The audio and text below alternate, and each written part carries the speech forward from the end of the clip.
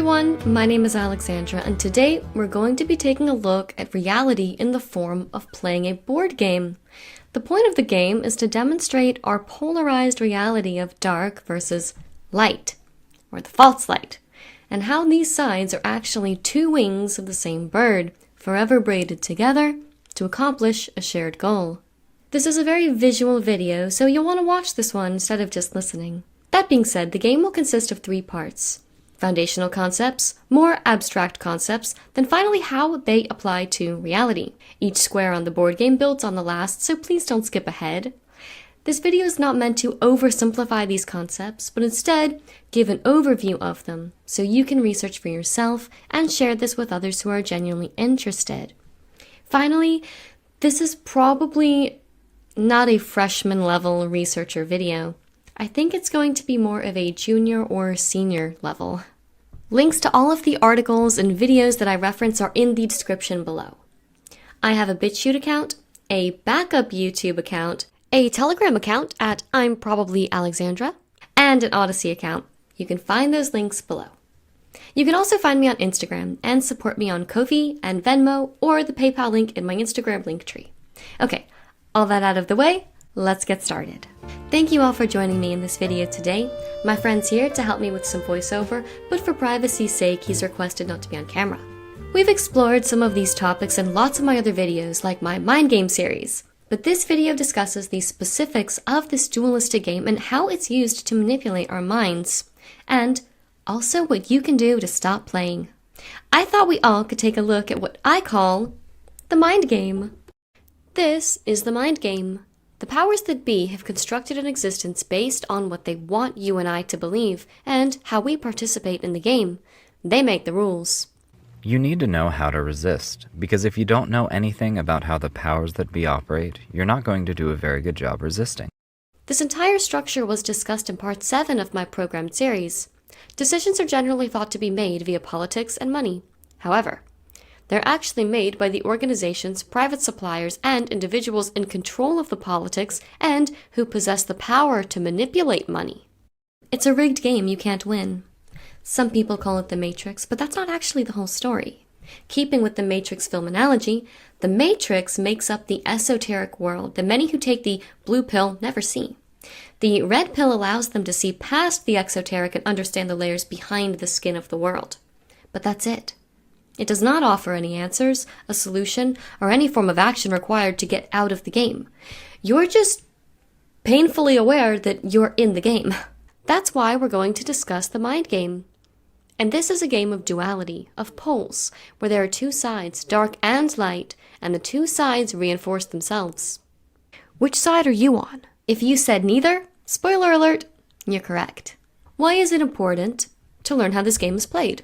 Because it makes up our shared reality. We live in it whether we play the game or not. If you're unaware of the game going on, how do you know you're not participating? By knowing the rules of the game and the way it works, you won't be deceived into playing any longer. This is a spiritual battlefield with eternal consequences. And if you don't know what you're up against, you won't be able to defend yourself or help anyone else out of this deception. The goal of this game is not money, it is not control. They already have all of that. This is a soul world war. And if Lucifer can keep you in the game, your soul is in his tally. Lucifer uses every trick in the book to steal and cheat his way to the top, to play God and to spite God. Things don't always go smoothly or play out perfectly. Lucifer is not God.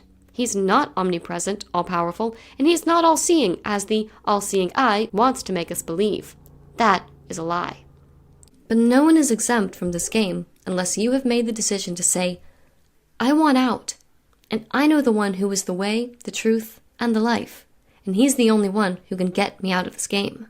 True reality does not exist outside this game for anyone except those who have made that decision.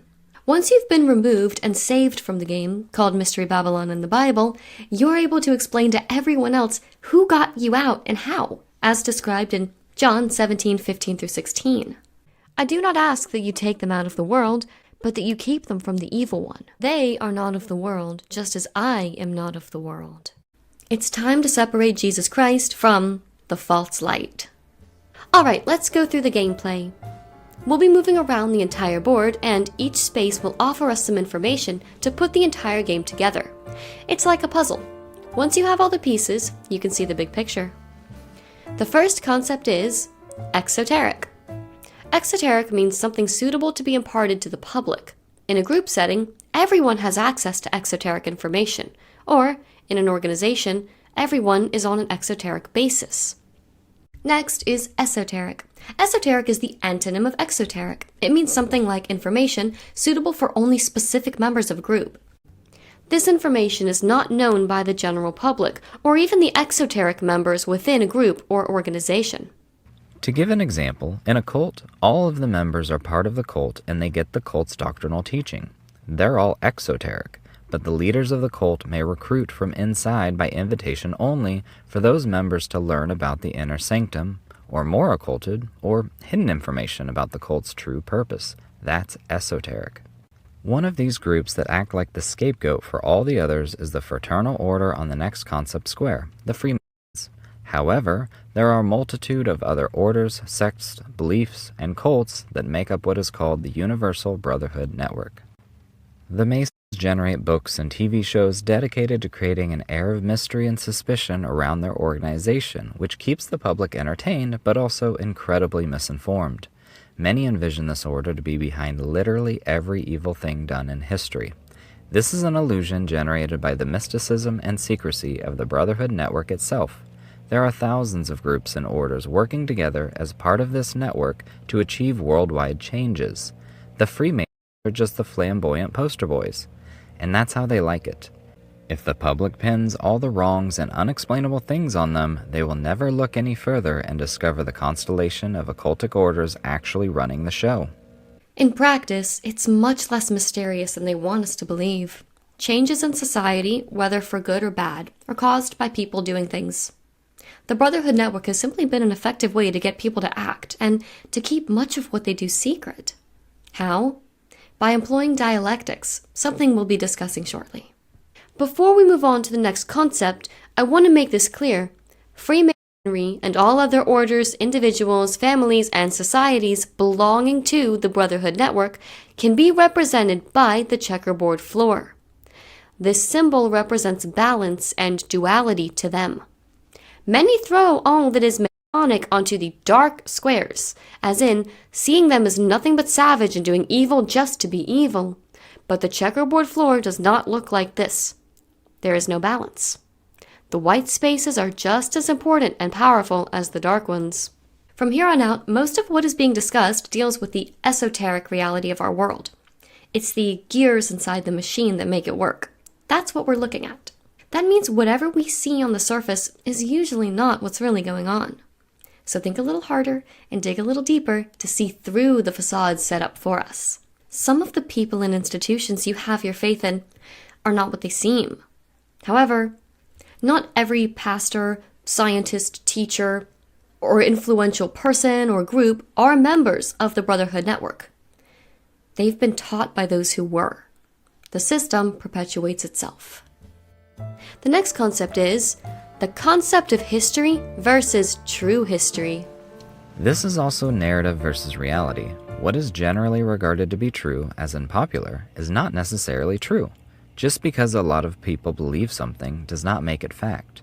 Much of what makes up what people believe to be reality is just engineered propaganda with little to no evidence or facts behind it. It's just socially accepted. It also makes the world seem smaller than it is. This goes for history books to today's news articles. For example, what the media tells you is what they were paid to say. Advertisers are just one group of many who have a lot of control over what the media says based on how much money they spend. Exactly. Can you spot who's been sponsoring the media lately? Good Morning America is brought to you by Pfizer. CBS Health Watch sponsored by Pfizer. Anderson Cooper 360. Brought to you by Pfizer. ABC News Nightline. Brought to you by Pfizer. Making a difference. Brought to you by Pfizer. CNN Tonight. Brought to you by Pfizer. Early Start. Brought to you by Pfizer. Friday night on Aaron Burnett Out Front. Brought to you by Pfizer. This Week with George Stephanopoulos is brought to you by Pfizer. This weather report brought brought to you by Pfizer. Today's countdown to the royal wedding is brought to you by Pfizer. And now a CBS Sports Update brought to you by Pfizer. Meet the Press Data Download, brought to you by Pfizer. This portion of CBS This Morning sponsored by Pfizer. He who pays the piper calls the tune. Going along with this, the next concept is that of shared reality. More specifically, the concept of multiple versions of shared reality. Shared reality means the accepted version of reality, or truth, that the majority follow. The singular shared reality has been splitting for a number of years, but 2020 fractured it completely. Have you noticed there seem to be two different versions of reality for those still playing the game? There are those who follow the conventional narrative and choose not to expand their thought beyond the walls of what they call truth. Then there are those who believe the counter-narrative, or are considered more unconventional and live in that version of reality. These two different versions of reality are no longer interacting with each other. It's a you're either with us or against us mentality. They have been separated into us versus them. Anyone falling into either of these sides is in freeze mode. Each side is waiting for healing, for progress, for movement, for the other side to be defeated so they can continue on their merry way. Like a war, each side gets propaganda that their side is winning when they're really just stuck in a tug-of-war. Now, don't think these are the only options. If you want to win this game, you have to be in the third version of reality, which is recognizing that both of these realities are still part of the game. How do these reality versions operate? What is the engine behind the machine, you ask? Well, we've arrived at Ordo ab Chao, the dialectic space. If you don't control the problem, you can't control the solution. The problem is never the solution. How is this accomplished? With something called Hegelian dialectics. While these are best seen in practice, the model is thesis, problem, antithesis, reaction, synthesis, solution. You can also think of thesis as action. Action provokes reaction, which leads to the desired solution. Exploring Hegel's philosophy of totality makes this concept easier to understand. For Hegel, only the whole is true. Every stage or phase or moment is partial and therefore partially untrue. Hegel's grand idea is totality, which preserves within it each of the ideas or stages that it has overcome or subsumed, which means to include or absorb it into something else. Overcoming or subsuming is a developmental process made up of moments, as in stages or phases. The totality is the product of that process, which preserves all of its moments as elements in a structure rather than as stages or phases. Think of these structural elements as the interrelated ones of a whole architecture. Like a snowball collecting snow as it goes, dialectics are how the powers that be accomplish, well, everything. Going along with the dialectic concept is the idea of the force.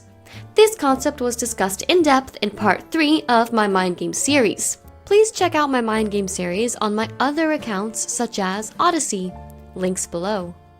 In short, within Luciferianism, or those who consider themselves enlightened, it is believed that there is a force, or an energy source, that can be used for evil or good, depending on how the practitioner chooses to use it.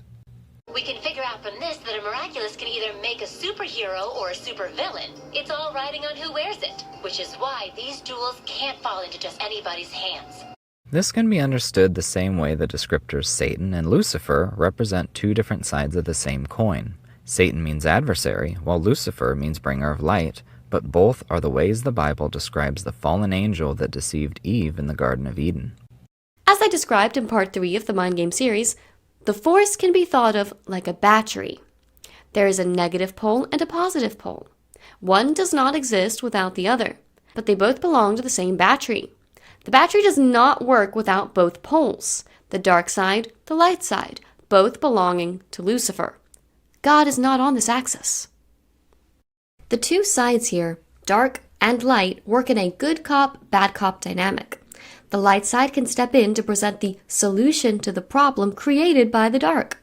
Think of these sides as the right and left hand of Lucifer himself. They are used in different ways to accomplish his various goals. In other words, divide and conquer. The super elite divide us, as well as their own soldiers, to conquer whatever agenda they wish to achieve. Matthew 12:26 says, "And if Satan casts out Satan, he is divided against himself.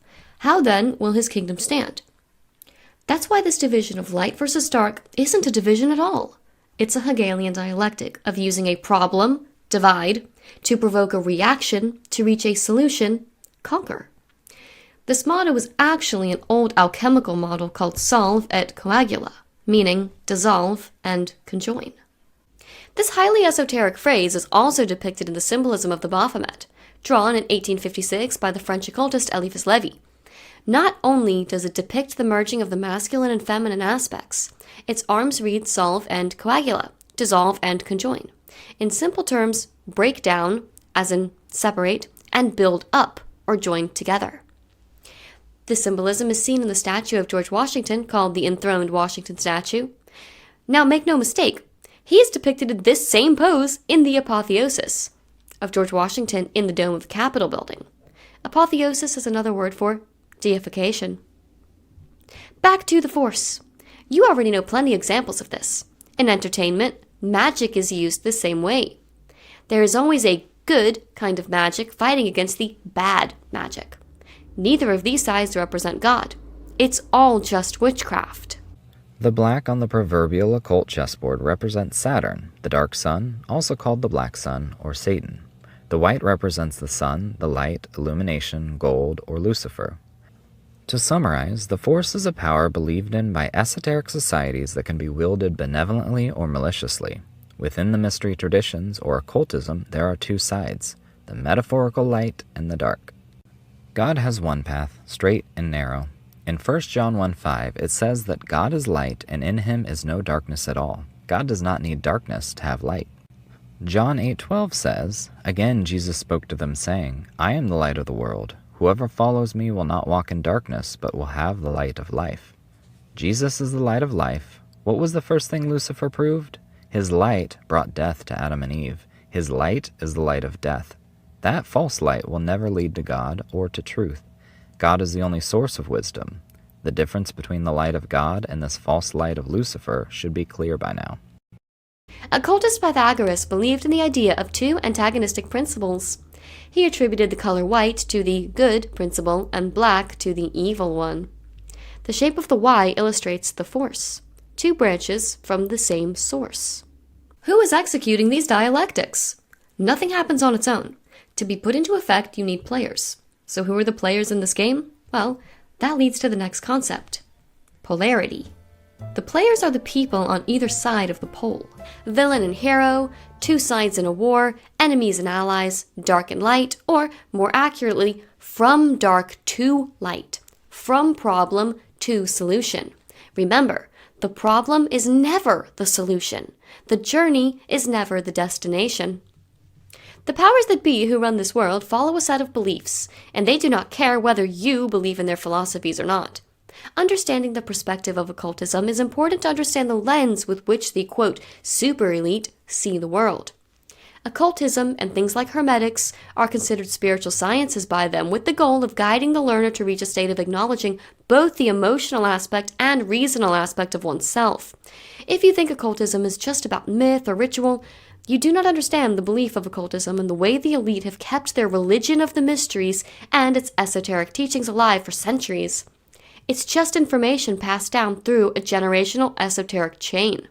The Kybalion speaks of the principle of polarity, which explains that there are two poles in everything and that opposites are really only two extremes of the same thing, the difference being only in degree.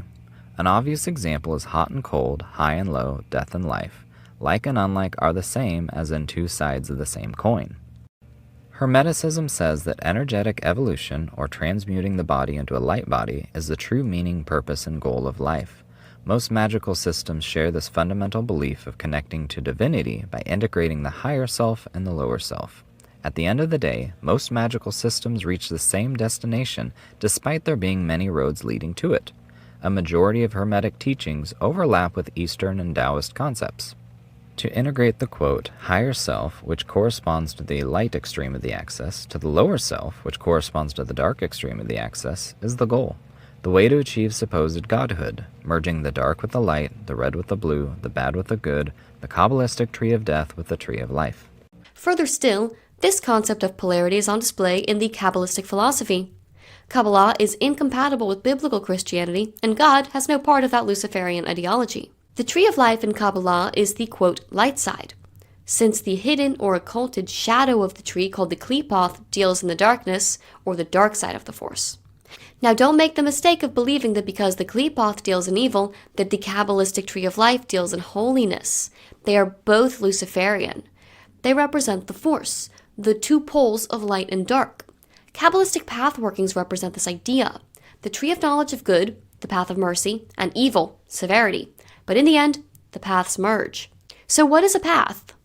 In the Kabbalistic belief, a path is a step required to go from one sephirah to another, from one state to another. This involves a great deal of work on the practitioner's part. It can get extremely complicated. You can think about it like a tunnel, with its entrance having a lot to do with one sephirah, and its exit having a lot to do with the other sephirah, and something happens in the middle to make the change possible. If you're thinking about it in terms of psychology, it's the change in states of mind that's required for going from one to the other states of mind. 2 Corinthians 11:3 tells us of the simplicity of the salvation and wisdom offered by Jesus, as opposed to the works-based, complicated, illusory nature of the mysteries. That's why it's so important to get out of this world, or this mind game, this world of black and white, bad versus evil, right and left. The programming wants you to see it in a dualistic way, this or that, but it's just the illusion of choice. The real way out is through Jesus Christ, who says, "You will know the truth, and the truth will set you free," in John 8:32. There is an axis within each organization or family bloodline that makes up the Brotherhood network. For example, while both were Freemasons, Albert Pike was on the dark side, while Manly P. Hall and his literature showed he was on the light side. The highest level esoteric Masons are unified in their end goal, but there must be two sides to achieve it. It is worth noting that some orders or individuals seem to flip-flopped to act in ways that progress the dark's agenda at times, and then others that progress the light's agenda. But it's all to achieve the overall goal. Their position can be changed based on the goal they need to complete. At the lowest levels, I believe some on the dark side see the light side as a genuine threat. The light side may also truly believe they are God, soldiers of God, or even angels themselves, sent to rid the world of evil, because in their polarized reality, there is no God as we know him. There is only the Lucifer axis of false light and darkness. So the false light appears as a genuine threat to those on the dark side. How? Well, this concept was discussed in depth in my program series, but essentially it has to do with creating dissociative states that believe whatever agenda they were programmed to believe. Some subjects operate on the dark side, and some on the light, but each side needs its players. The key to understanding this game, though, is to ask yourself one question. Who is doing the programming?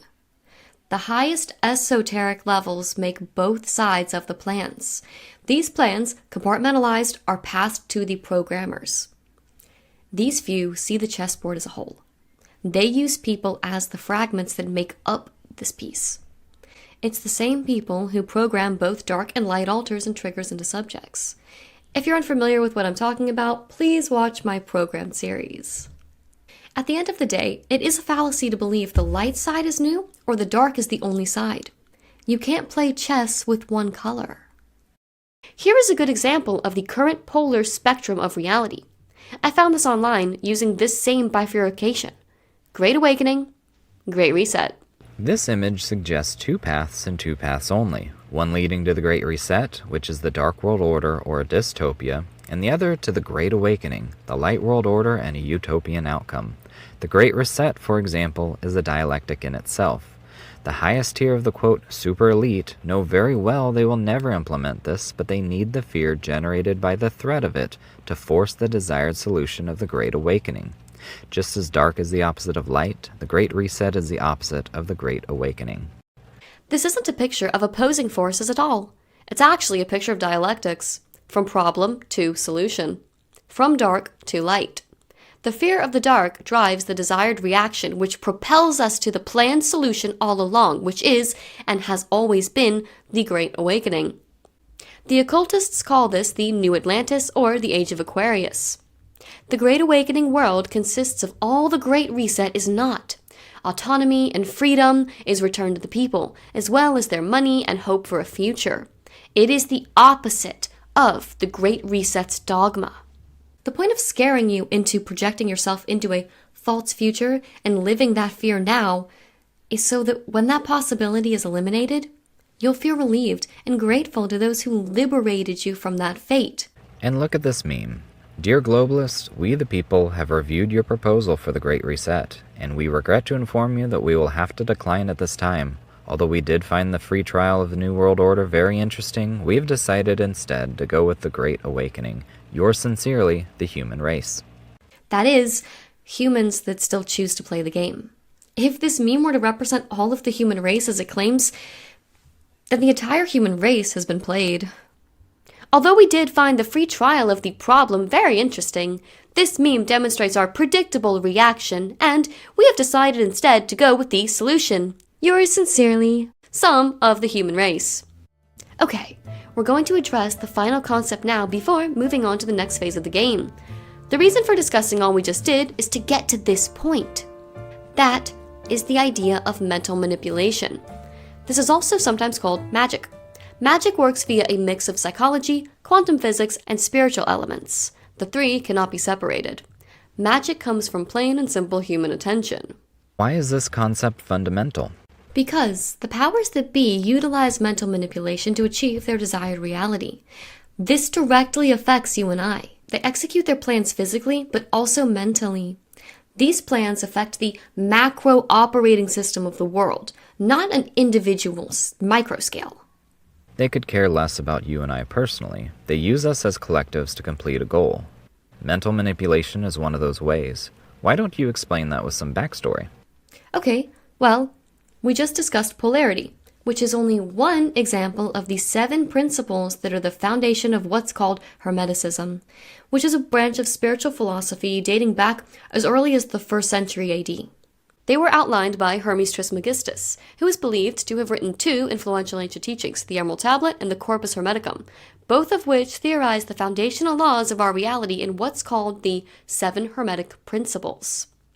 His work would go on to influence ancient Greek and Egyptian cultures, with both adopting him as a god of wisdom.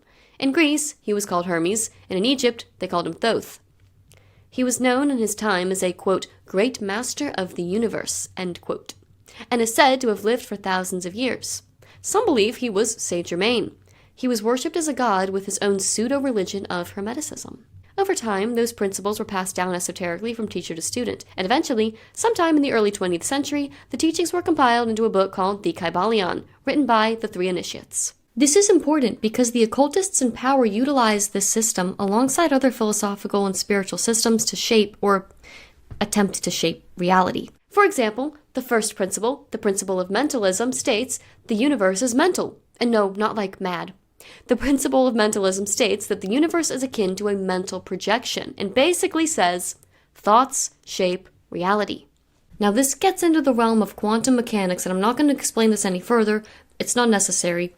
For the purpose of this video, it is critically important to understand that the tier of architects, the super elite, use magic in the form of mental manipulation to shape our reality. This is why magical systems, such as the Kabbalah, are such a big deal to various occultists. They believe change in the outer world is facilitated by changes in the mental state. Luciferians use magic, the power of the mind, along with demonic and elemental forces to effect change. That being said, the fundamental concept here is mental transmutation, which is the art of transforming or changing the condition, quality, or nature of the mind from one condition to another. There are 2 steps involved in mental transmutation. 1, awareness, and 2, inversion. In order to transmute negative mental states into positive states, one must first be aware that they are experiencing a negative state. In order for something to change, one must be aware of it first. The second step is to polarize that state to the opposite state. So, if the negative state is we are losing our freedom, our future, autonomy, safety, and security, and we have become aware of this, the positive, or the inversion, would be we regain our freedom, in quotes, that was taken in the first place. It seems like the powers that be are forcing the masses to become aware of the negative state by way of living through it. The next step would be inversion. Since it's simple to identify the negative, it is simple to now understand the positive, as in the inversion of the negative state. Again, the problem is never the solution, but it leads you to it. We call Hegel's dialectical principle of totality. Every stage, phase, or moment is partial and therefore partially untrue or unwhole. Our current reality is partially untrue. It's incomplete. So don't get caught up in the impermanence of what's happening at the moment.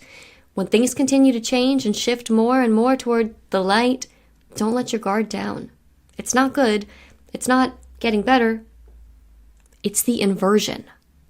The inversion is from dark to light. Don't be blinded by that light.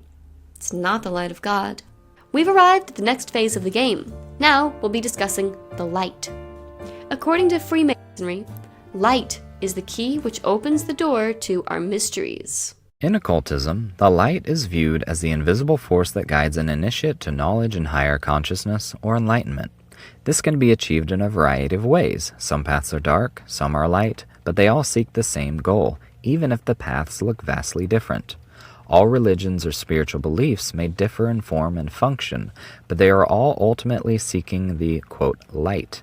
In other words, the many paths that follow the light lead to unity. However, there is one path that leads to God, and that is very clear in the Scriptures, and it is not by following the nebulous light. No, Matthew 7:13-14 states, "Enter by the narrow gate, for the gate is wide and the way is easy that leads to destruction, and those who enter by it are many. For the gate is narrow and the way is hard that leads to life, and those who find it are few." When all different religious systems coexist in lodges and other orders who worship the, quote, light, you can be certain it is not God. The light has been the substitution, the counterfeit God, for millennia. I covered this in part 1 of the Mind Game series, where we looked at the worship of the light in all its forms, from fire to the sun, throughout world history, and its religions.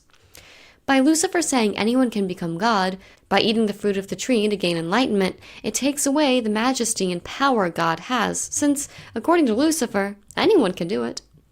The origin of Luciferianism, this veneration of light, and all the world's varied religions can be found through a mischaracterization by the mystery traditions of Genesis 1:1-3, which states, "In the beginning, God created the heavens and the earth. The earth was without form and void, and darkness was over the face of the deep. And the Spirit of God was hovering over the face of the waters. And God said, 'Let there be light,' and there was light." God spoke and light was created. Remember this. Light is a creation, not a creator. The Bible warns of this, the worship of the creation and not the creator, in Romans 1:25. The phrase, "let there be light," is the basis for all mystery religions and eventually all religions. This photo, titled Optics by A.D. Markin, shows the Eye of Horus of Lucifer, which they call Providence. Above is Hebrew writing which says, "And God said, 'Let there be light,' and there was light." Light, a creation, became synonymous with truth and knowledge as opposed to its creator, God. Light became the thing humanity should seek, not God himself. The mysteries center around the veneration of this created light, this esoteric and ultimately false light.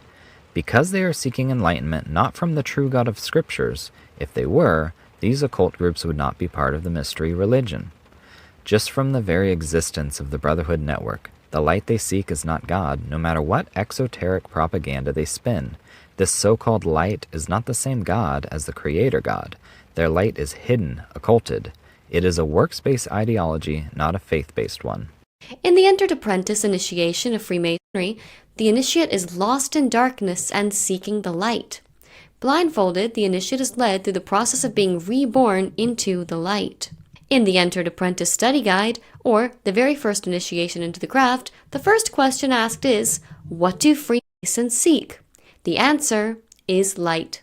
Light represents knowledge. This is no different than the countless sun gods. They are just personifications of this light or the giving of knowledge or enlightenment. Freemason and worshipful master Albert Mackey wrote the book The Symbolism of Freemasonry in 1882, where he explains what light means to Freemasons. Light was, in accordance with this old religious sentiment, the great object of attainment in all the ancient religious mysteries. It was there, as it is now, in Masonry, made the symbol of truth and knowledge. This was always its ancient symbolism, and we must never lose sight of this emblematic meaning when we are considering the nature and signification of Masonic light. When the candidate makes a demand for light, it is not merely for that material light which is to remove a physical darkness. That is only the outward form, which conceals the inward symbolism. He craves an intellectual illumination which will dispel the darkness of mental and moral ignorance and bring to his view, as an eyewitness, the sublime truths of religion, philosophy, and science, which it is the great design of Freemasonry to teach. So, according to Mackey, light became the symbol of truth and knowledge. Mackey also says, and pay attention here, darkness is the symbol of initiation. It is intended to remind the candidate of his ignorance, which Masonry is to enlighten, of his evil nature, which Masonry is to purify, of the world in whose obscurity he has been wandering, and from which Masonry is to rescue him. We as a collective whole, so humanity, are living in a real-life simulation of this initiation. The world is being initiated into the mysteries. It has been for some time, but this was the catalyst to plunge the world into darkness, which is the symbol of initiation. It is the burial, the death portion of the death and resurrection ritual. It is intended to remind the candidate of his ignorance. Consider the rate at which people are waking up, whether it's to the real truth or just to simply questioning their worldview. People who have never once questioned anything suddenly realize things are not as they seem. Of his evil nature, which Masonry is to purify. Masonry is synonymous with the, quote, light. And the darkness reminds the candidate of the world, in whose obscurity he's been wandering and from which Masonry is to rescue him. So from this darkness, we need a savior. And that savior, according to occultists, is Masonry, which is represented by the light. The light, or knowledge, as in enlightenment, is the savior. This thought is preserved in the motto of the order, Lux e Tenebris, light out of darkness. The site, Freemasonry Matters, says that, without darkness, he could neither see nor appreciate the light. Manly P. Hall wrote in his book, The Secret Teachings of All Ages, through the labyrinth of diversity, only the illumined mind can and must lead the soul into the perfect light of unity. This is a mural in the House of the Temple in D.C., which is a Scottish Rite Masonic temple. At the top it says Fiat Lux, which means let there be light. Notice the eye of Horus in the center. From this eye comes rays of light illuminating the mural of Solomon's temple. Underneath that is Ordo ab Chaos, order from chaos. And if you notice the border around it, swastikas. This symbol is used in the Order of New Templars, which was a German occult sect organized between 1894 and 1907. The Order of New Templars survived for a generation but went underground after the German invasion of Austria in 1938. Adolf was a member of this order. Next is the Great White Brotherhood. Much of what makes up New Age literature and is espoused by New Age leaders was provided by what they call the Brotherhood of the Great White Lodge. So what is that? They're called various names such as Ascended Masters and Spirit Guides. New Age channelers claim to be in contact with these entities, and that is how they receive their information. Helena Blavatsky, Elizabeth Clare Prophet, fraternal orders like the Freemasons and the Rosicrucians, among many others, all follow orders or directions from this group. These ascended masters are also called the Hierarchy and the Brotherhood of Light by channeler J.J. Hertig, the Brotherhood by channeler Richard Kieniger, and the Divine Hierarchy of Great Beings of the Universal Brotherhood by channeler Earlene Cheney. They're also called fallen angels or demonic entities by anti-channeler and YouTuber Probably Alexandra. Ascended Masters are a concept found within occult circles like Theosophy and any New Age group, such as the Freemasons who created the organized New Age movement. This is how those groups explain the concept. Essentially, they are believed to be spiritually enlightened beings who, in their past, were once ordinary humans. Their followers believe that Ascended Masters are individuals who were formerly embodied on the earth and learned the lessons of life during their supposed incarnations or lifetimes. They, quote, gained mastery over the limitations of the material plane, much like what Masonry claims to teach, and fulfilled their, quote, dharma, or their divine plan. By doing all of this, they attained enlightenment and a sort of godhood. So they are masters because they gained mastery over human limitations, as they are ascended masters. These now allegedly ascended masters guide humanity and communicate to their New Age channels, or humans who allow themselves to be in contact with them through various rituals. Looking at this from a biblical perspective, the idea of any human being becoming enlightened through knowledge to attain godhood is essentially the lie the serpent told in the Garden of Eden.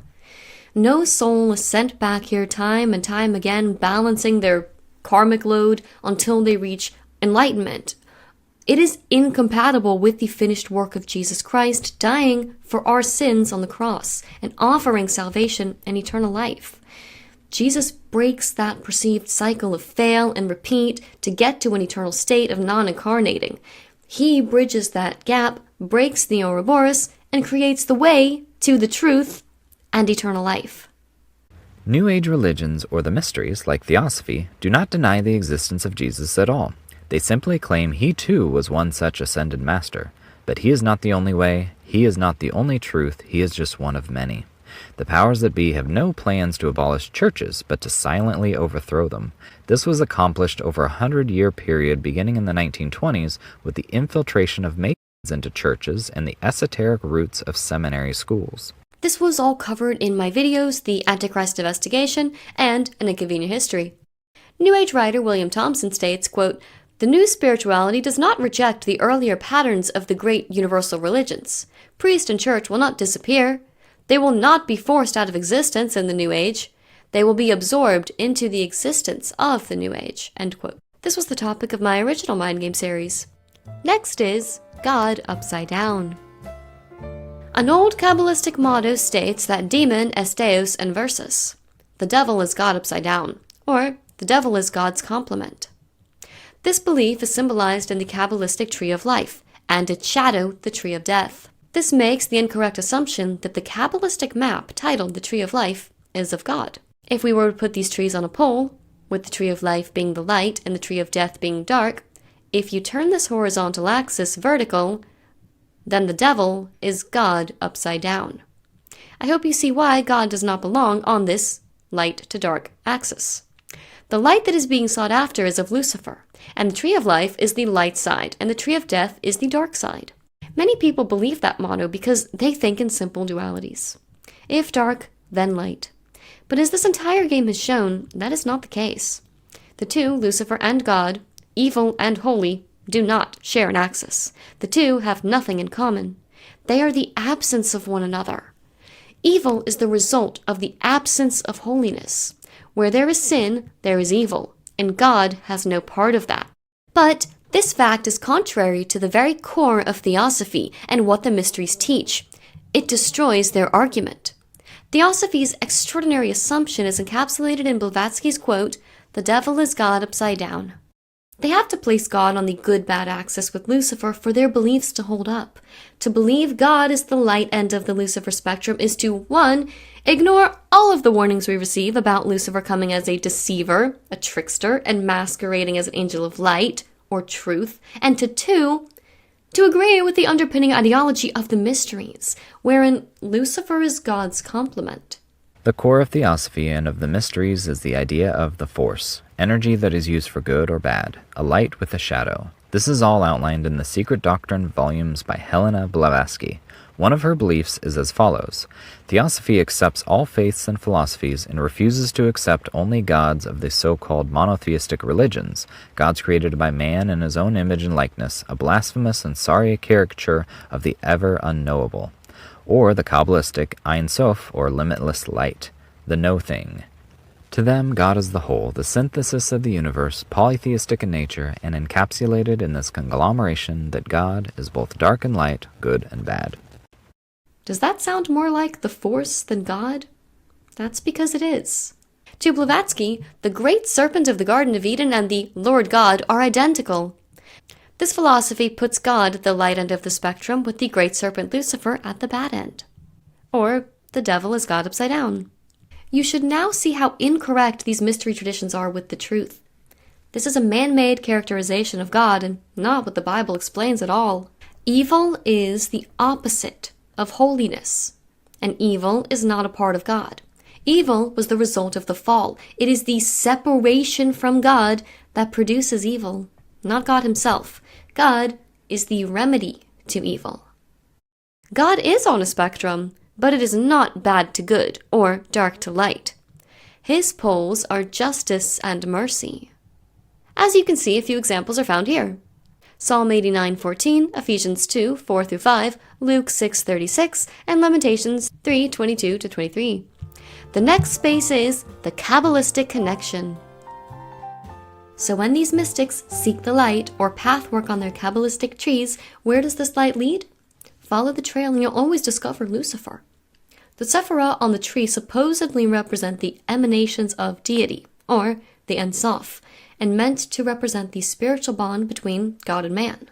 Masonry is a search after light. That search leads us directly back, as you see, to Kabbalah, said Albert Pike, 33rd degree Freemason and Sovereign Grand Master of the Scottish Rite in the 1800s.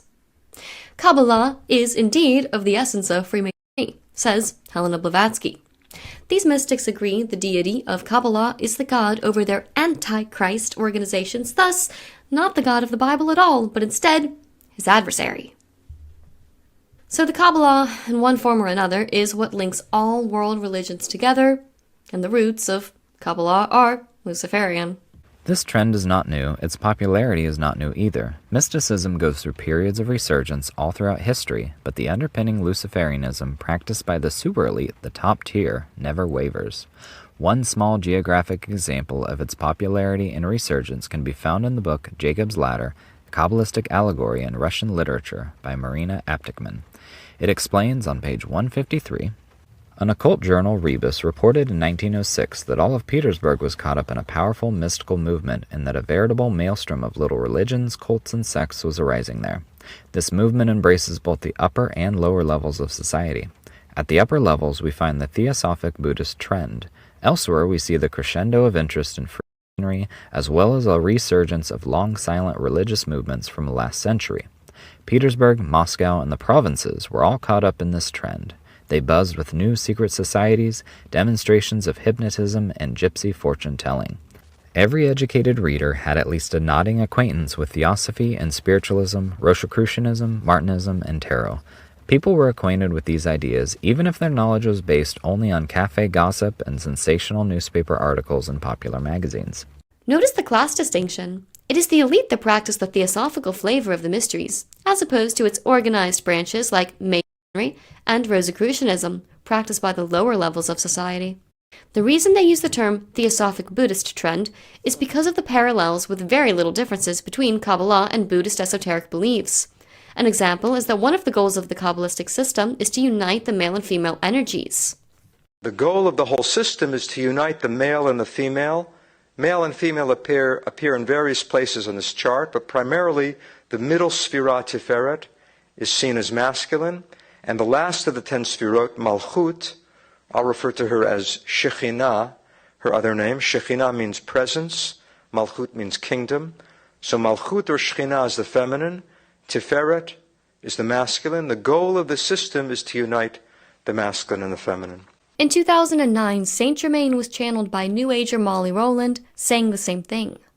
I'm stepping into the role of world teacher for the Aquarian Age. The Aquarian Age, the age of divine androgyny. God, Goddess, all that is.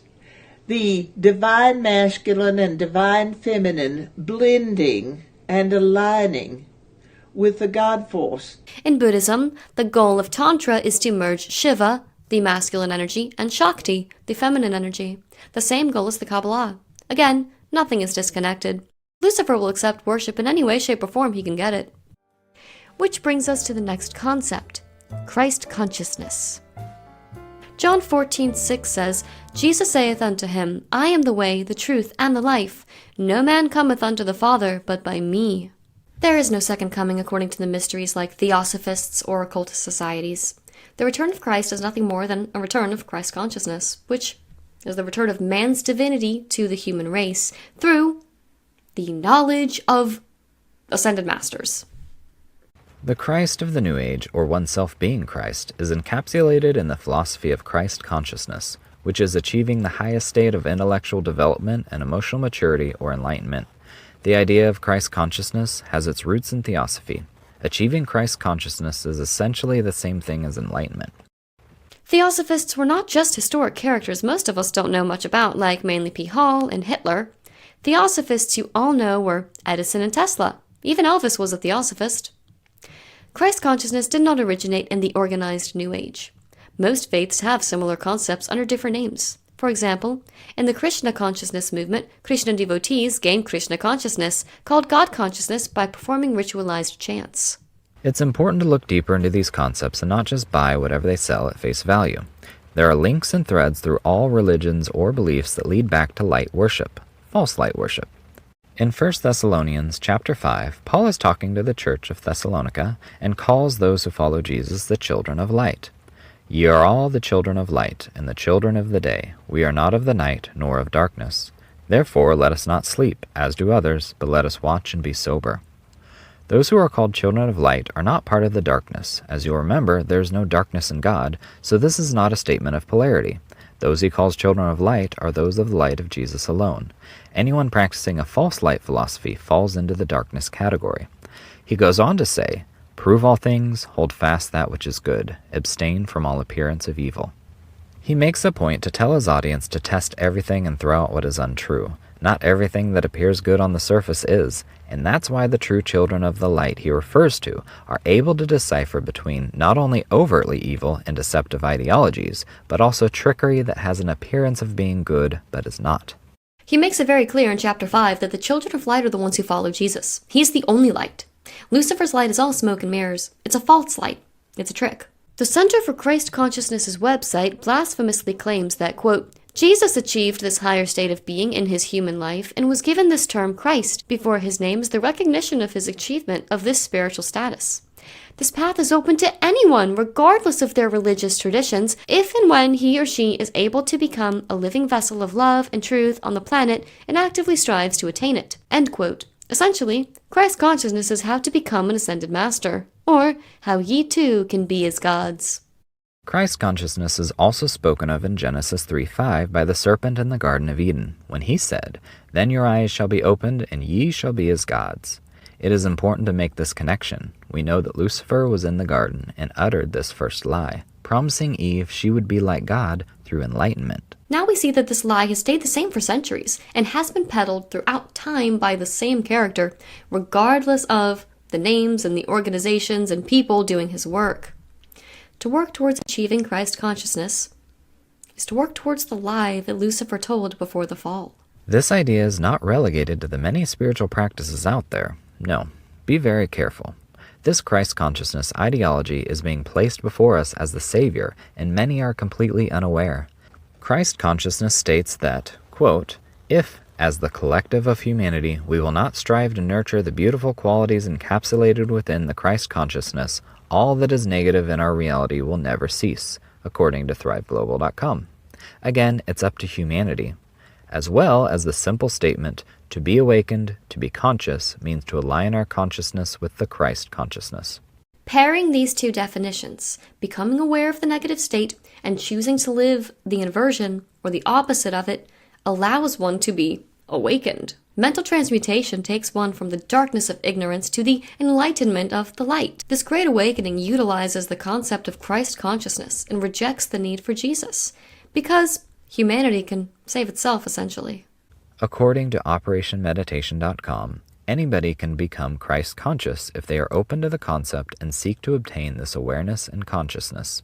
The aim is for people to become more loving, compassionate, tolerant, patient, forgiving, understanding, and content by following a new way of conscious thinking. The means by which one achieves this is not important.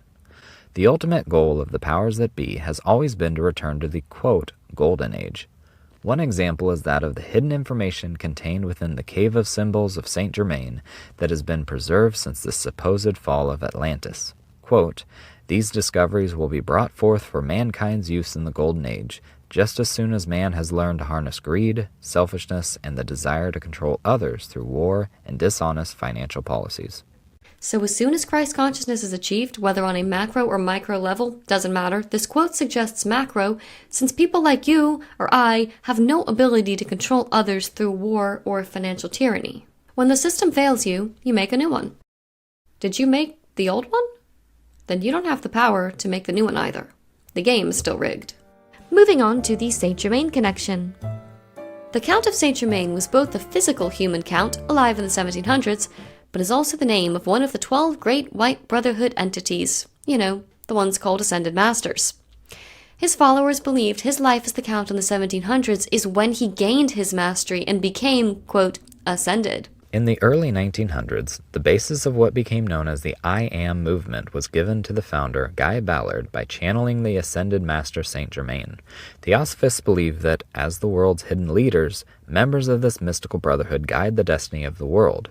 If you're taking notes, go ahead and underline that sentence. Blavatsky and the others believe that, as the world's hidden leaders, members of this mystical brotherhood guided the destiny of the world, and it was Saint Germain who gave the philosophy of the I Am movement to its founder. Just appreciate the blasphemy of even calling it the I Am movement. They will do anything to try and be God. The Theosophists considered Saint Germain to be one of the hidden immortals who manipulate history.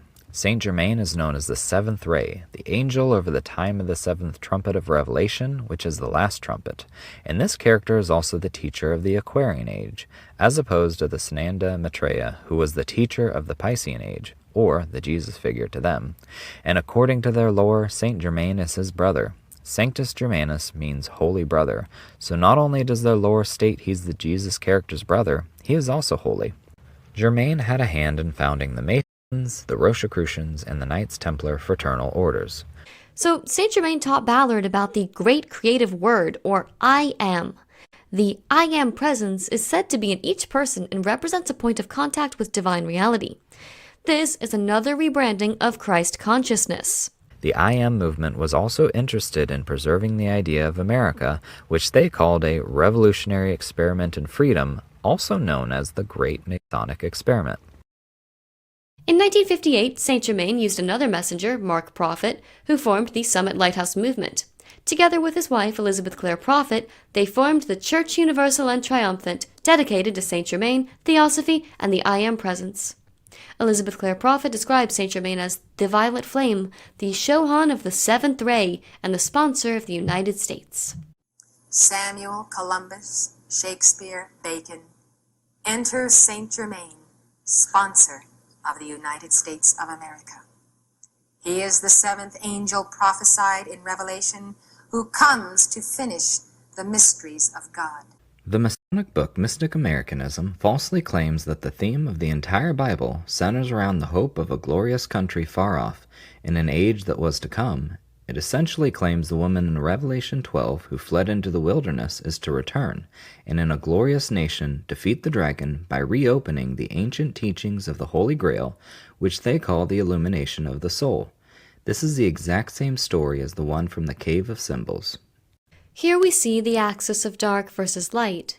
The darkness, the dragon, is defeated by the resurrection of enlightenment, the illumination of the soul. Where is Jesus? Yet again, it is Christ consciousness. It is the enlightenment via the light we've been discussing. It's the impostor or the counterfeit savior. Another point to mention in this Masonic book is the importance placed on America to bring the mysteries to life and illuminate the world, or bring light to darkness.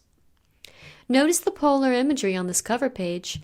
The Masonic and Kabbalistic pillars Yashin and Boaz, the pillars of mercy and severity, man and woman, both humans differing in degree, day, night, Osiris, masculine, and Isis, feminine.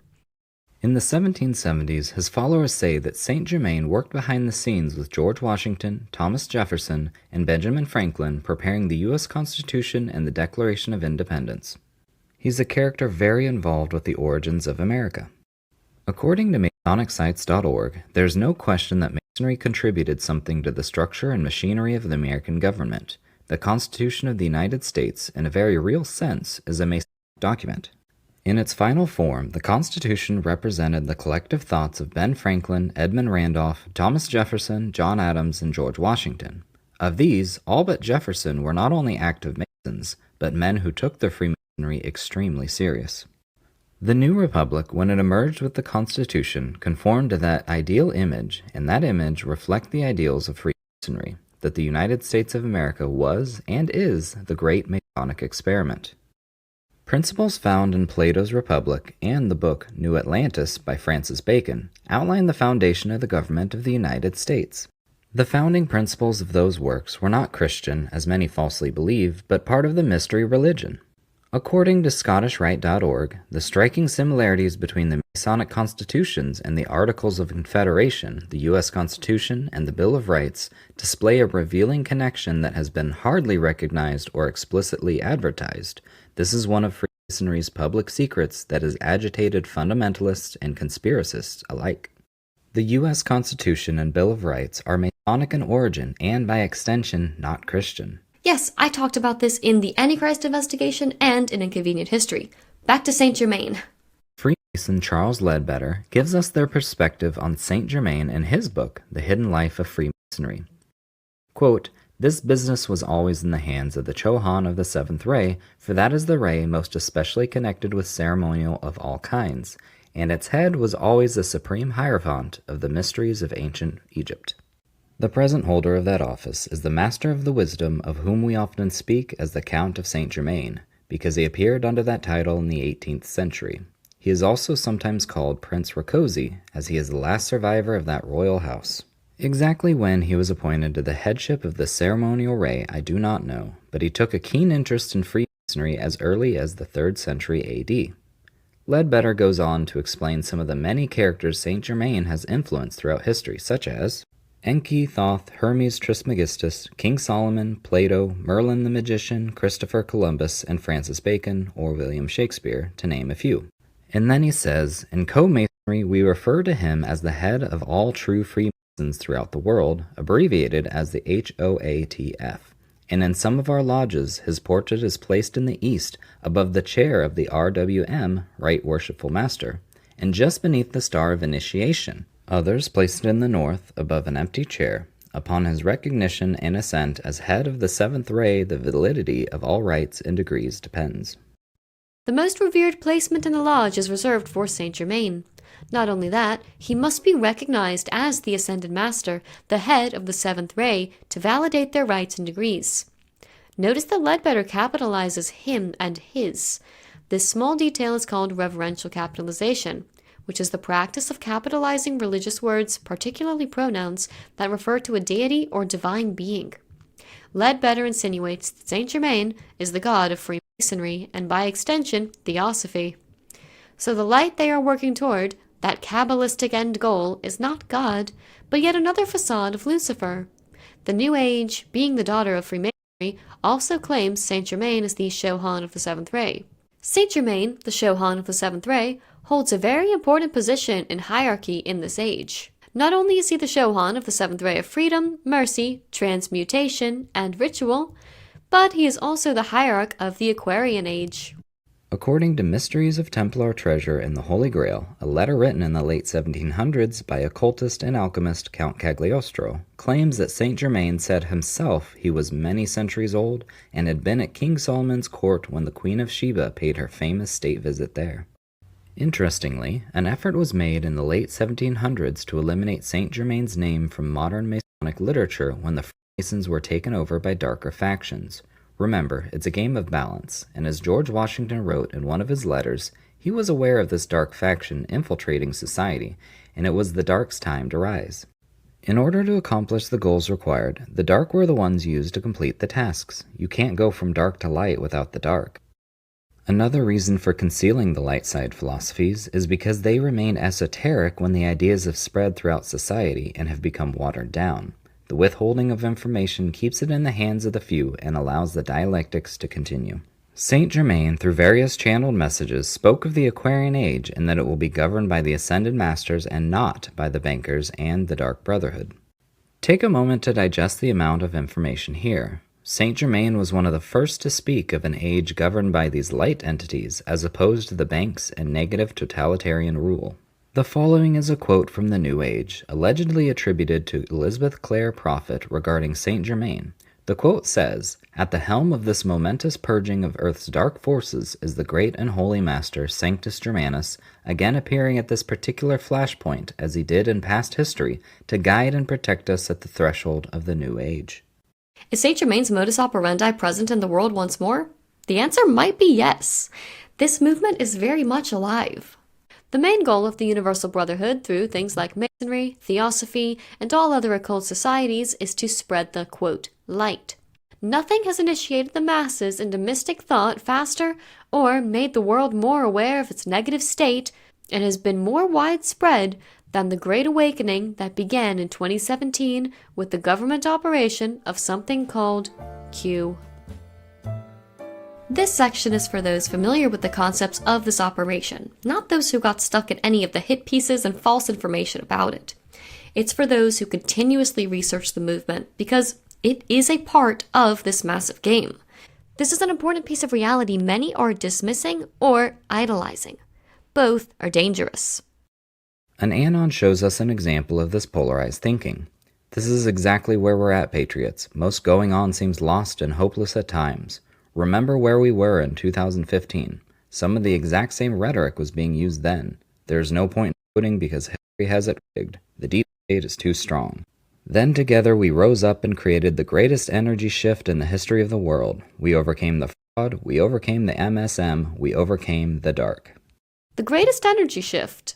This anon is describing a pole shift. What do we know? A pole has two sides like a battery. You don't fight a war with one side. There's always a narrative and a counter-narrative. The Q movement represents the counter-narrative to the mainstream. If you think that the information posted by Q is new or originated with this movement, you are uninformed. Primary literature of the occultists shows that this is one of the oldest ideologies around, the return of the light. There are many ways this is being accomplished. The Q operation is just one of them. This will bridge the gap from concept to concrete reality. So now that we've gone through all the parts that make up this game, the next piece is how does it apply to our lives? If you want to know the dark side of the war's exoteric narrative, you can watch the news or read their columns. But you're only getting one side of the propaganda. This is daft because if you have not applied everything we've already gone through on this board, you're missing the overall goal and maybe participating in the game without knowing it. You're in danger of falling for the solution to the problem. Let's look at how the other side, the light side's propaganda, is shaping reality. Remember, the two work together at the highest levels to bring about the desired goal and changes. Some of these even take centuries to achieve, while some are achieved in just a few years. Regardless of your opinions on the man the world is polarized into either a villain or a hero, Trump's sole mission is indeed the same as the one attributed to Saint Germain: to take the power from the dark and disseminate the, quote, light to humanity. In other words, bring about a pole shift from dark to light. Remember in May of 2019, Trump tweeted, "This is a bright new age, the age of enlightenment." And Q post number 144 even references this new age of enlightenment. This renaissance of enlightenment from the dark age we've been in. I've already explained what Q is and where it came from and how it's linked itself to Trump and his players in my video, The Cult of Keck. Donald Trump is only the face of this multi-generational light operation. He takes orders from the highest levels, just like all the others do, as we discussed in Part 7 of Programmed, and plays his role just like those on the dark squares of the chessboard do. He generally speaks to the, quote, normies, or exoterically, while he leaves the esoteric information for the anons paying attention to the Q portion of the operation. He is the one in the public eye, and he says things to troll with the MSM, not necessarily to tell the viewers the truth.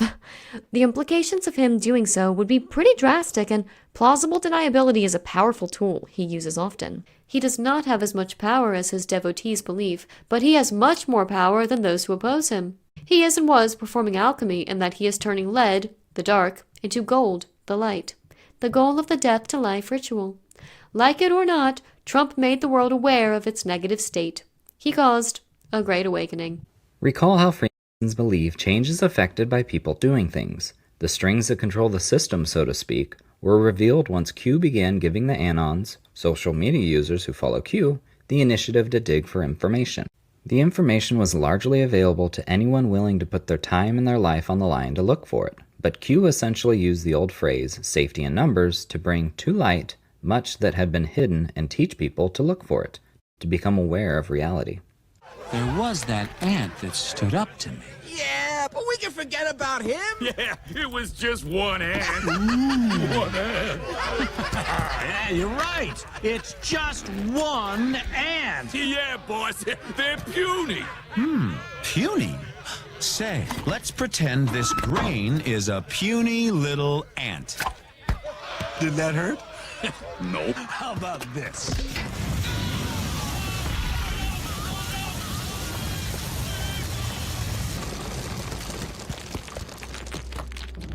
You let one ant stand up to us, then they all might stand up. Those puny little ants outnumber us 100 to 1. And if they ever figure that out, there goes our way of life. It's not about food. It's about keeping those ants in line. Q gathered the ants together. This is a necessary step before inversion. It doesn't matter what your characterization is of this operation. The effect has been to raise awareness. No longer is a single person or group attempting to expose monsters such as Big Pharma, Big Tech, or Big Agra. Now, there are thriving communities who share the same distrust and skepticism worldwide of what they had been conditioned to trust. This has grown so far out of control that Big Tech has gone on a campaign of extreme censorship to stop this. It has broken the landscape of the internet with much of what you and I see now generated by artificial intelligence, bots, and paid trolls. Another example is that the propaganda on TV today was not how television started. The government had put rules in place to prevent this very problem. To do that, they decided that all 3 TV stations could air political programming provided they gave equal time to countering points of view. It was called the Fairness Doctrine and lasted from 1949 to 1987. Ronald Reagan canceled it. We're living through a problem outlined in the paradox of tolerance. The paradox of tolerance states that if a society is tolerant without limit, its ability to be tolerant is eventually seized or destroyed by the intolerant.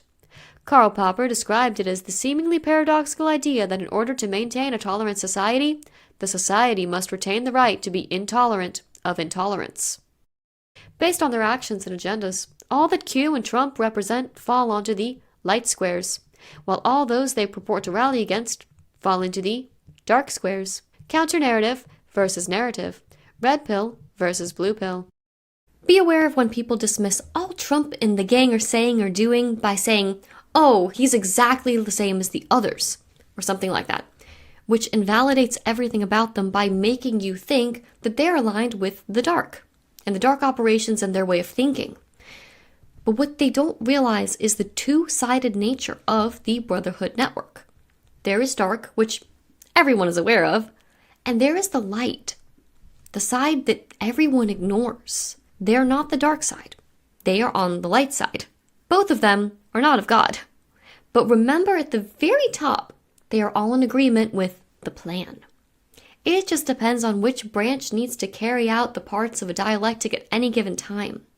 Just don't forget about the white squares. Back in 2017, Q started posting about wizards and warlocks. The first post using those terms was from November of 2017 and discussed the importance of military intelligence. This post explained that the alleged chance encounter by BC and then Attorney General LL on a tarmac in Arizona was planned and that the NSA knew about it. Take a moment to read the highlighted section here.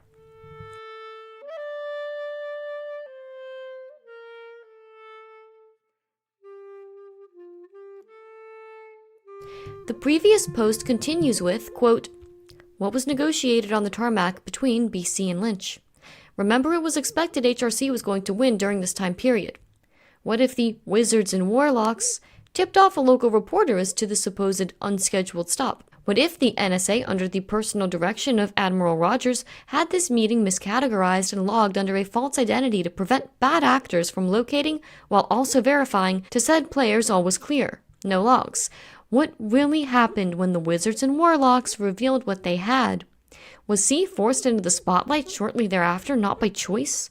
Right before the no doubt, which would cast suspicion? C was indeed forced to discuss HRC's emails and evidence of potential violations of the statutes regarding the handling of classified information, which HRC used to blame him for her loss.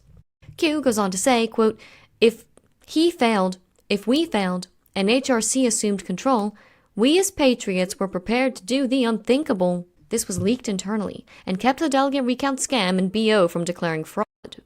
Q explains that they were ready to do something drastic to take down the dark side. They leaked what they were going to do and effectively kept these two from asking for this, or even declaring there was this in the 2016 this. Then Q says, there is simply no other way than to use the military. It's that corrupt and dirty. Now, that doesn't mean the military isn't dirty. It's just that they have their own soldiers in there they can control to reach their goal. What this means is that the military has information on the dark side and is using it as blackmail to make them do what the light side wants them to do. The light is forcing the solution to the dark side problem, because the light side are and have been in control for at least the last 6 years. Continuing with this line of thinking, in 2018, an anon asked, "Please tell us who the wizards and warlocks are," and they responded, "Guardians of Intelligence," meaning military intelligence. 2 years later, Space Force members were officially called Guardians. Now, Space Force is a cyberspace intelligence operation that was organized under the Department of the Air Force. Trump himself on October 21st of 2021 stated Space Force would be very important soon. Why is this important? What happened in 2020 was well accounted for and expected by the light side. The operation is still far from over. I just wanted to highlight the fact that these supposed guardians, who may very well turn out to be the saviors of mankind, are called wizards and warlocks. You know, warlocks for Jesus. Q promotes the idea that we're here to save or fix humanity.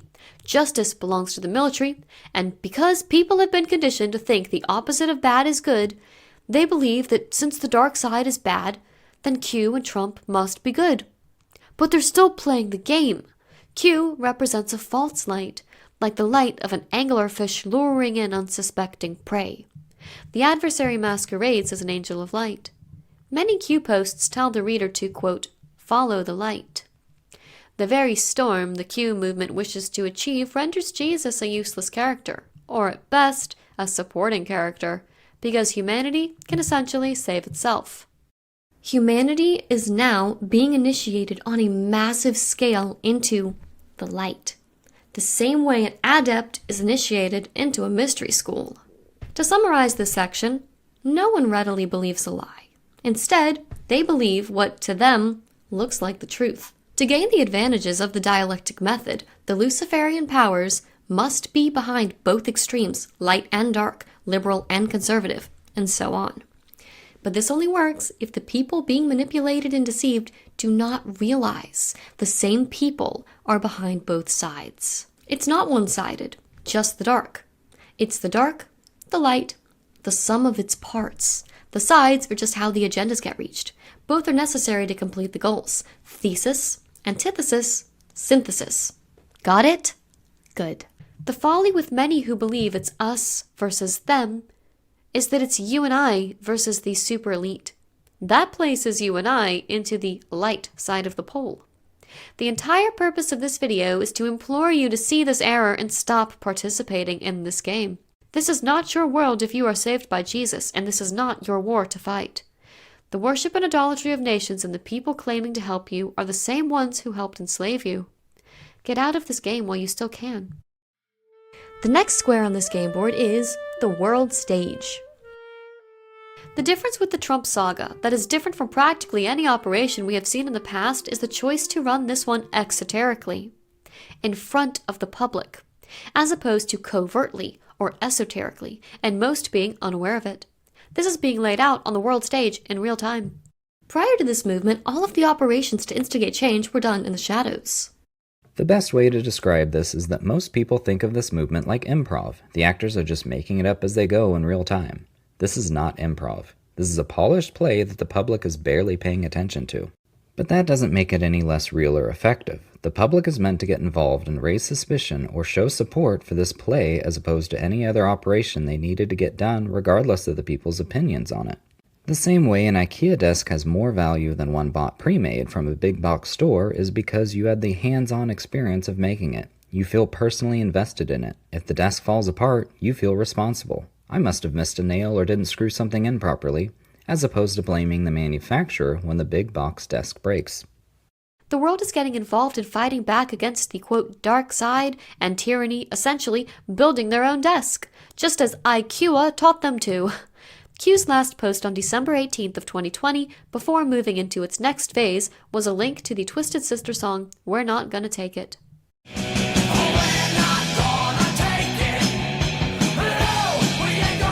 General Michael Flynn, the one Anons look up to like a sort of military commander, also called the People's General, used this song in July of 2021 in several of his speaking events. Hey, I'm General Mike Flynn, and we are not going to take it anymore. General Michael Flynn! We ain't gonna Around the world, Anons used this as their rally cry in protest.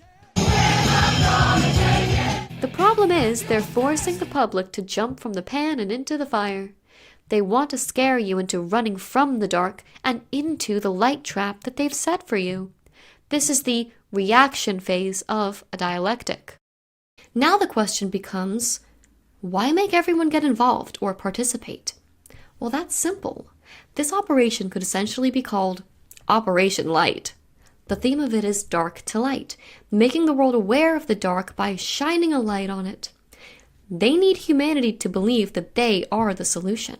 There's a Messiah-like figure, whether or not it's Q themselves or Trump or whoever, and there's a great big biblical battle between good and evil. What's cool with QAnon that's not so cool with, religion per se, is that if you're religious and you're fighting this battle between good and evil, all you have to do is be a good Christian or be a good Jewish person or be whatever religion it is. But QAnon gives you an active part to play because the showdown is happening right now. The crux of the Q phenomenon is we have to get involved to fix this.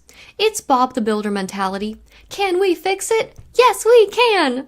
Show the people the problems and expect them to fix it. When really, it's just forcing the reaction to the problem to achieve the solution.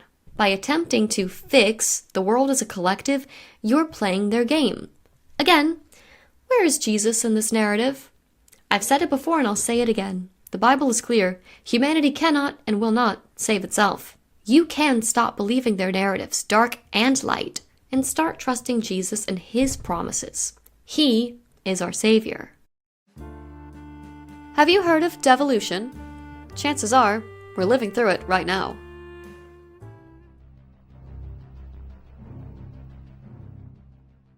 The Executive Order. Governance and integration of federal mission resilience.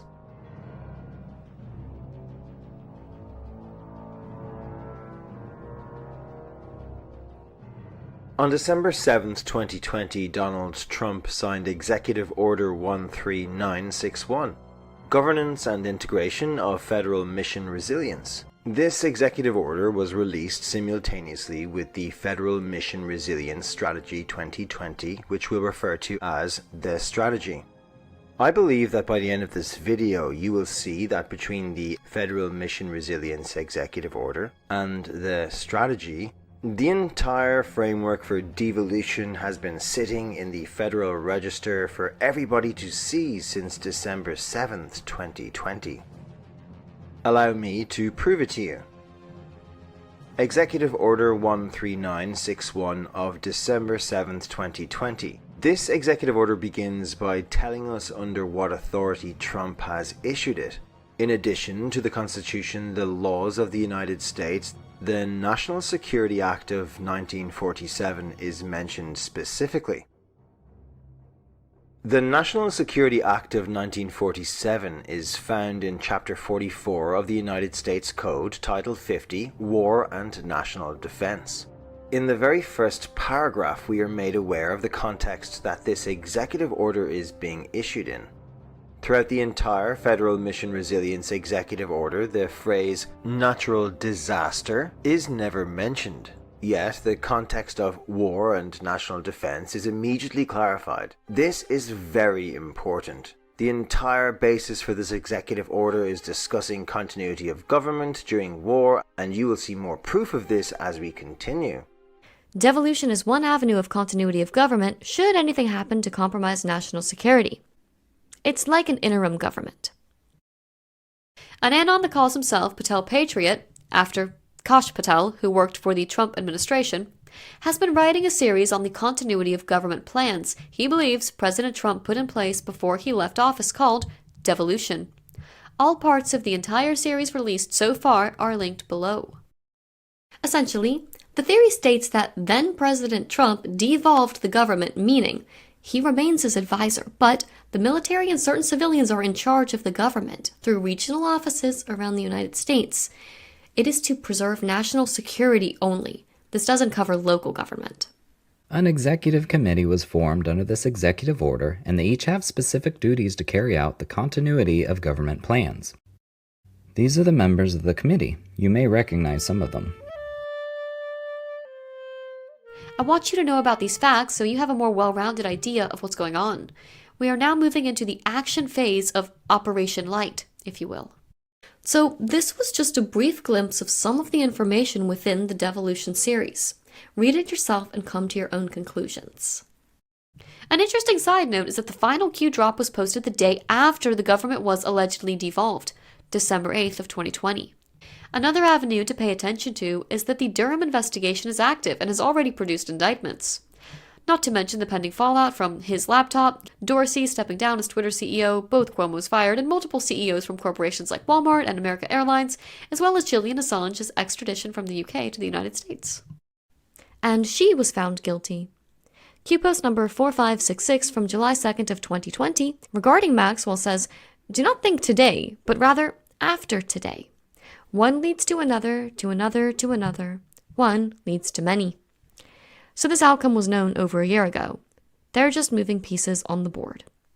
This is another example of at the highest levels, there are no sides. There is a common goal that is reached by the use, and in this case disposal, of players on either of their sides. Back to devolution. Continuity of government hinges on America being at war. Trump referred to himself as being a wartime president and at war with an invisible enemy several times. He's saying this under the guise of this, saying it's worse than Pearl Harbor and the World Trade Center. When Q and Trump referred to this, they were rarely talking about an illness. They were esoterically referring to the attack on America by Zionist ideals. Zionism is a political ideology, not a race. And my father pointed out to me, I did not need to be a Jew to be a Zionist, for I am. The insanity we've been living through the past 2 years has nothing to do with this. It's just the excuse for tyranny, and for you to become personally victimized, as in aware of that tyranny. Trump referred to the epidemic of 1917, which the media was quick to criticize, saying the Spanish flu was in 1918. He was never talking about the Spanish flu. On the contrary, in 1917, Russia underwent 2 revolutions culminating with the Bolshevik Revolution in October, also called Red October, which plunged Russia into communism by inaugurating the Soviet regime, or this was when the dark side took over. The Bolsheviks were renamed the Communist Party after seizing power in the October Revolution of 1917. It should be noted the vast amount of times Q-drops have referred to Red October in the context of the revolution. Anons believe over the last few years, Q had been warning of the takeover of America to install Zionist ideology. Looking back on everything that has happened this year, it all makes sense why the Q operation had to start in 2017 and gather its followers by disseminating its information regularly. The censorship lockdown, in a way, is a direct result of this mass awakening. It was all preparation for what's happening today. Nothing could be accomplished if he was in office, and the MSM wouldn't allow it. The 4 years of him were the prophecy years, the years setting up the game. It looks like we were at the beginning of the implementation of the plan. It's only going to continue to change from here on out. The longer this game goes on, the more money the Waters will get, so it's wisest to get out now. The religion of politics has no answers for you. This world is not fixable by humans like you and me. Jesus is the only answer, and the Bible has told us how all of this ends. So don't get caught up in the propaganda of the dark, but also be hyper-vigilant against the light side. The Brotherhood Network has usurped the word light, and it will only cause more confusion as time goes on. That's why we're here today, talking about all the ways this false light is just that, false. It has nothing to do with the God of creation, nor of the actual truth or the light of the world, Jesus Christ. While there are many light-sided players like Dan Scavino, who posted this recently, and Jim Jordan, let's focus on just one, General Flynn, and when he led the Anons to take the oath. Q posted an oath on June 24th of 2020 instructing the Anons to take the oath. On July 4th, General Flynn led by example and showed his digital army how to take the oath. Where we go one, we go all. Where we go one, we go all. God bless America. God bless America. He's also one of the people that's exchanging the definition of light in most people's minds for its mystic imposter. Flynn promoted this video on his Telegram channel for the Reawaken America tour. Because I have upheld this country to spread a light to the rest of the world. This was sacred to God. This is exactly why I need some action from my people. While speaking on the Flyover Conservative podcast on July 13th of 2021, Flynn said, "We are in a battle between darkness and light." Mm-hmm. Okay? If people want to stay in the dark, then be prepared for the consequences of darkness. Right. I do not wish to stay in the dark. I want to see the light. But being in the light also allows exposure of the truth, right? Yeah. Mm-hmm. And light connotes truth. Darkness connotes evil, and evil is a lack of understanding and a lack of truth in our society. Yep. And this is not just for Christians. This is for anybody who fears, who's in fear today, to move toward the light. Move toward the light. Find the light. And the first light to find is the light in yourself. Woo! That's so good. That's amazing. And on September 17th of 2021, General Flynn spoke at the Opening the Heavens conference in Omaha, Nebraska. The theme of the conference was, "It is time to get ready for the revolution of light." Here is the message he had to convey. We are your instrument of those sevenfold rays and all your archangels. All of them. And I am the instrument of those sevenfold rays and archangels, and I will not retreat. I will take my stand. We will not retreat. We will stand our ground. I will not fear to speak. We will not fear to speak. And I will be the instrument of God's will, whatever it is. We will be the instrument of your will. Whatever it is. In the name of Archangel Michael and his legions, I am freeborn, and I shall remain freeborn. In your name, and the name of your legions, we are freeborn, and we shall remain freeborn. And I shall not be enslaved by any foe within or without. And we shall not be enslaved by any foe. Within or without. So help me God. God bless you. God bless America. Thank you very much. General Flynn recited Theosophist Elizabeth Clare Prophet's channeled message from 1984 nearly verbatim. Elizabeth's full original speech can be found linked below. It begins by stating the following message is channeled from whom they believe is Archangel Michael, whom Michael Flynn was named after. In the name of Sana Kumara, Lord Gautama Buddha, Lord Maitreya Jesus Christ, and Kuthumi, beloved Archangel Michael, we summon you into action now, and by the authority of our own mighty I Am Presence in Christ's self we say, I am Michael, Michael, Michael, That's Elizabeth in between her photos of Ascended Masters Sananda Maitreya and Saint Germain. Shiva the Destroyer is at her feet. After a 45-minute chanting session to invoke an entity, this is how the channeled message began. Hail, hosts of the Lord! I am Michael, Prince of the Archangels. I salute you, minute men and women of Saint Germain, freedom fighters of the ages. I salute you, who are the spokesmen of liberty, and I am here to reinforce the protection of the light bearers and the binding of those hordes of darkness.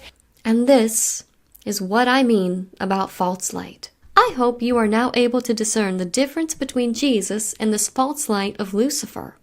Jesus does not coexist with these mystic philosophies and their various implementations such as nationalism or dominionism, amongst many others. Flynn has attempted to defend himself from those calling his speech an occult prayer. The problem is, the only thing he addressed is the use of the 7 rays within the Catholic Church.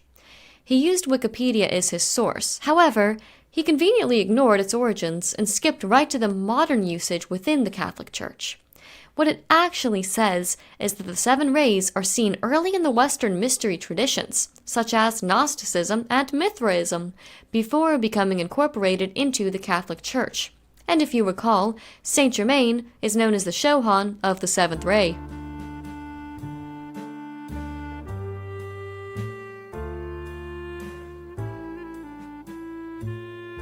They're also a large part of Theosophy. This is an example of ignoring the Luciferian origins of problematic religious concepts. Even more, he created a strawman argument to avoid accountability for purposefully plagiarizing a theosophist's channeled message. So why does this channeled message matter? 1, it was deliberate. And 2, because it links all of these light players together, Flynn with Q via the oath and confirming Q drops. And no, Flynn is not Q. There is no one person that is Q. It is a movement, an operation. Like V for Vendetta says, it is an idea. Anyone telling you otherwise is a sorry excuse for a researcher. There is Q and there are Anons. QAnon is a deep state psyop to confuse and discredit the, quote, movement. Q with Trump and the military. Q Trump military with theosophical ideas. Theosophy with Saint Germain with Freemasonry. Freemasonry with the Universal Brotherhood with the mystery religion of the light being the false light of Lucifer. 2 Timothy 4:3-4 states, "For the time is coming when people will not endure sound teaching, but having itching ears they will accumulate for themselves teachers to suit their own passions, and will turn away from listening to the truth and wander off into myths." And Matthew 7:15-18 says, "Beware of false prophets who come to you in sheep's clothing, but inwardly are ravenous wolves. You will recognize them by their fruits. Are grapes gathered from thorn bushes or figs from thistles? So every healthy tree bears good fruit, but the diseased tree bears bad fruit. A healthy tree cannot bear bad fruit, nor can a diseased tree bear good fruit."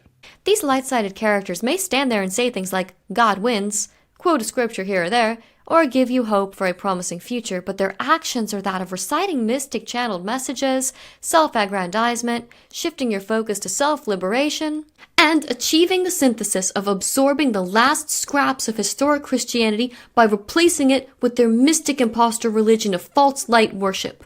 Their fruit is Luciferian. You can't take anything at face value.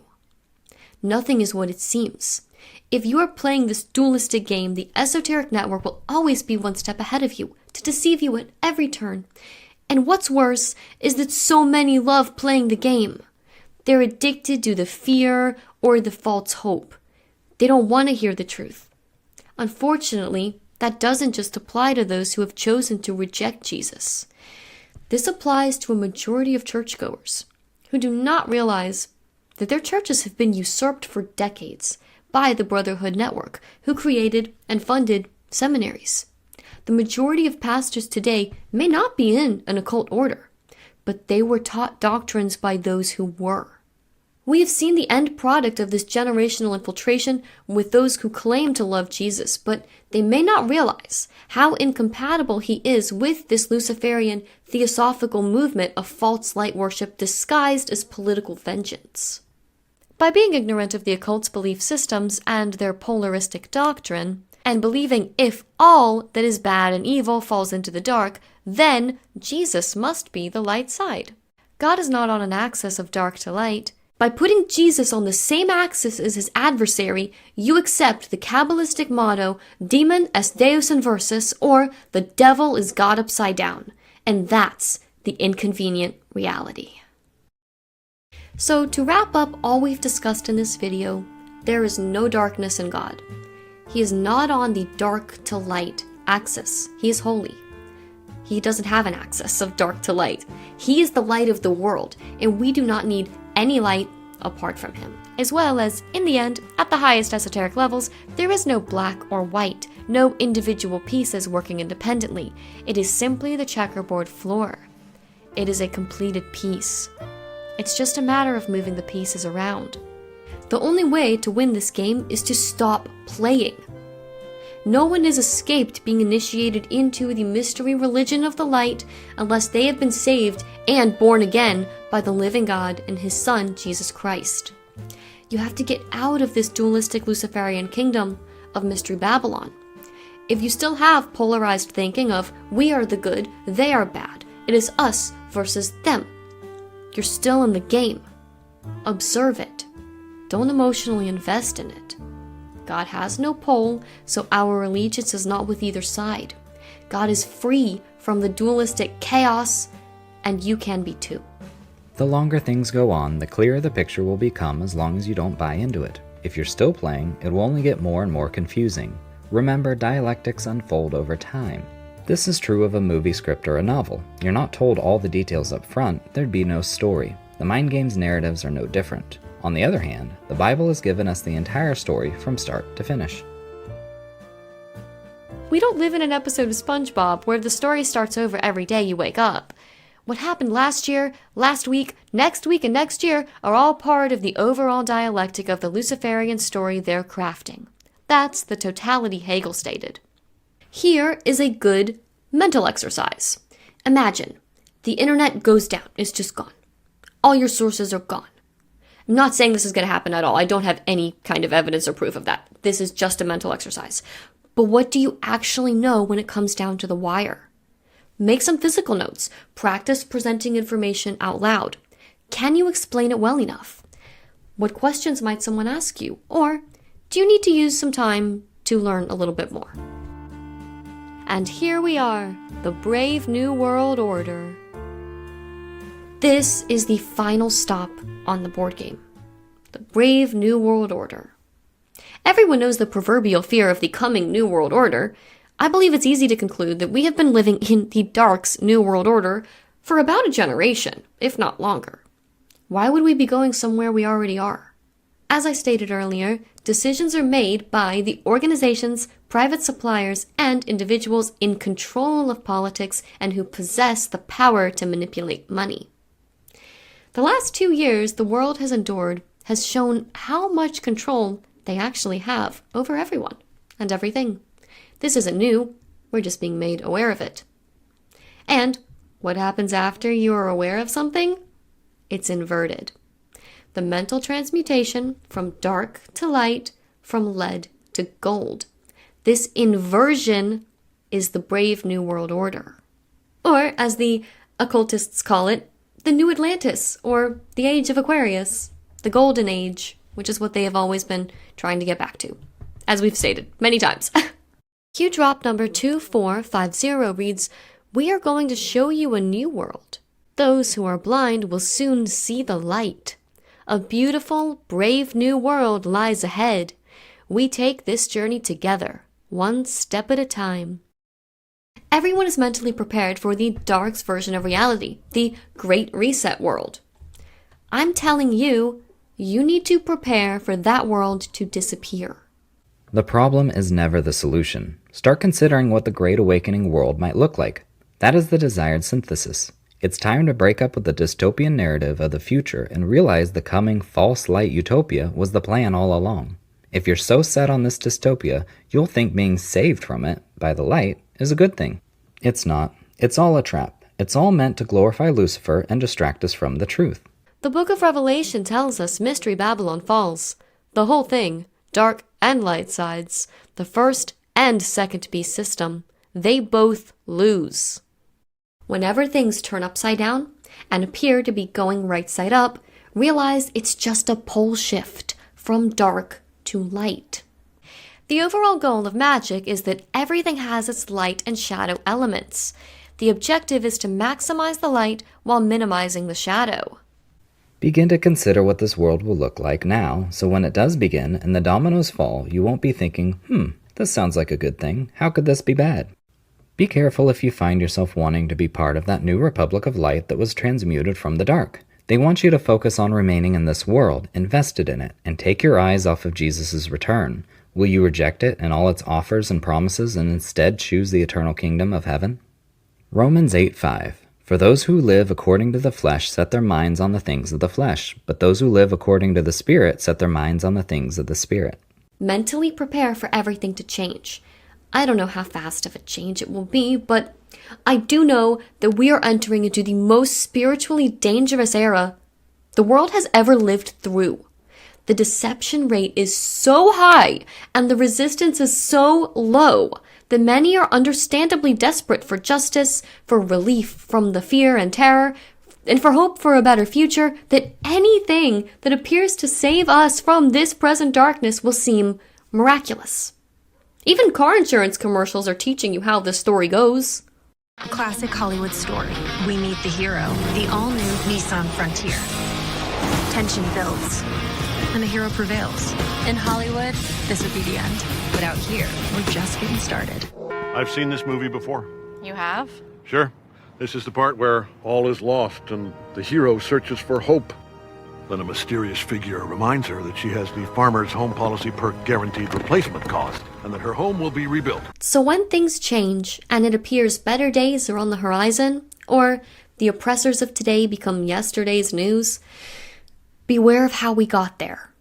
Lastly, get serious about Scripture. This is not the deception before the Antichrist kingdom or any other Masonic idea. The Bible is clear. There are two beasts in Revelation 13. Read all of chapter 13 to know why this light side is so dangerous. And Mystery Babylon falls once in Revelation 18.